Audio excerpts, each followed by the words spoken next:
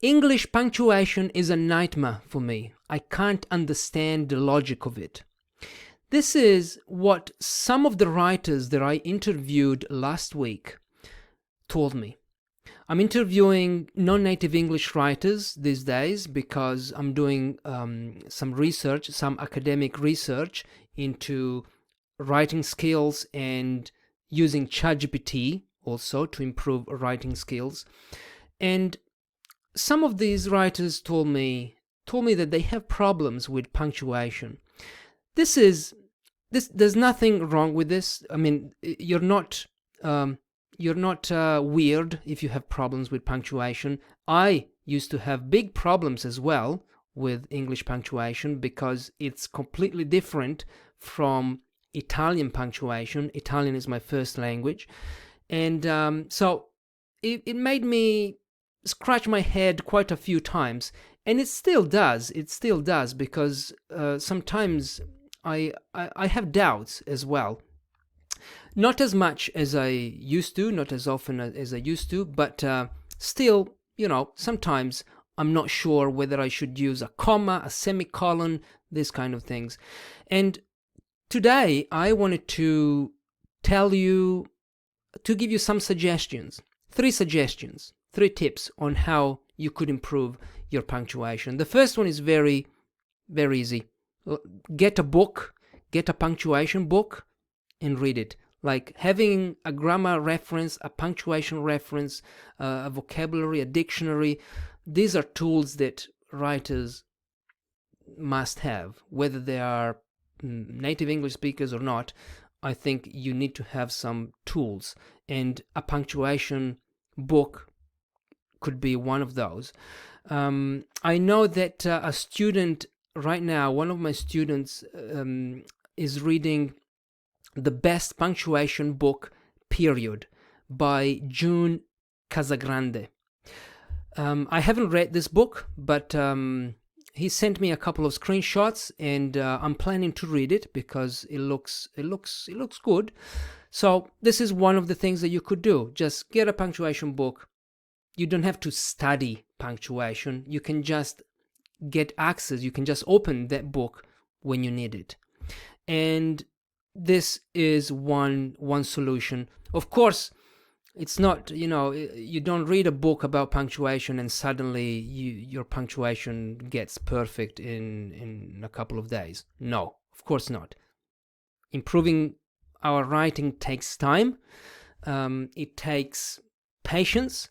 So any problems that you may have today are problems that you may not have next year or next month, because the more work you do, the more time you dedicate to improving your writing, the better.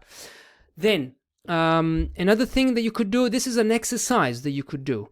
You could take a paragraph. So if you're a writer, you're also a reader. So I'm sure that you read books, you read magazines, articles. One thing that you could do is to find a paragraph, like open a book, get a book, open it, read a paragraph, try to memorize it, like a short paragraph, like a few sentences. Try to memorize it, and then rewrite it. Close the book, rewrite the paragraph, paying attention to punctuation. Okay? And then you open it, you open the book again, and you check your paragraph and your punctuation with the punctuation that you found in the original paragraph, and you can check differences. This is a useful exercise. You could also copy a paragraph. You get a paragraph and you copy it word by word, paying attention to how punctuation is used. That will give you, will bring the use of punctuation, it will make it clear to you. Why did the writer use the full stop here? Why did the writer use a comma there?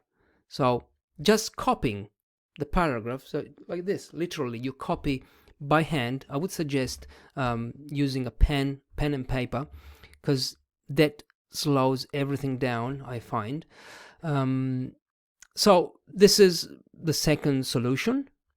The third solution: activate your writer's brain when you read. And this is something that I've already talked about in other videos.